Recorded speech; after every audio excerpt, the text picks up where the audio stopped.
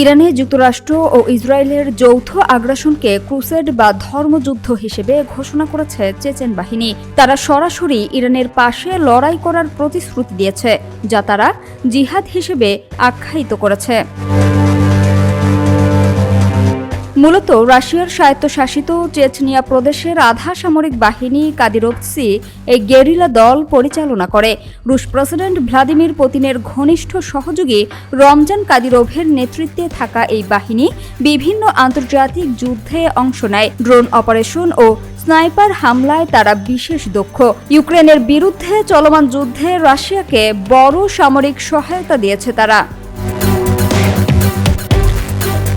Russia অনুমোদন দিলে Chechen সেনারা এখনই ইরানে পৌঁছাতে প্রস্তুত। এক ভিডিও বার্তায় চেচেন স্পেশাল ফোর্স আখমতের commander lieutenant general Apti Alauddin জানিয়েছেন, মার্কিন প্রেসিডেন্ট ডোনাল্ড ট্রাম্পকে দাজ্জাল হিসেবে অভিহিত করে তারা আধুনিক অস্ত্রশস্ত্র নিয়ে ইরানের পাশে দাঁড়াবেন।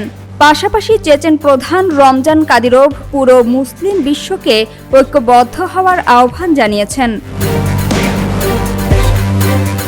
বিশ্লেষকরা মনে করছেন, ইরানকে সামরিক সহায়তা দেওয়ার মাধ্যমে রাশিয়া পরোক্ষভাবে সংকেত দিচ্ছে সরাসরি যুদ্ধে না জড়ালেও রাশিয়ার ঘনিষ্ঠ মিত্রকে রক্ষা করার জন্য দক্ষ ও সাহসী এই বাহিনী ইরানে পাঠানো হতে পারে।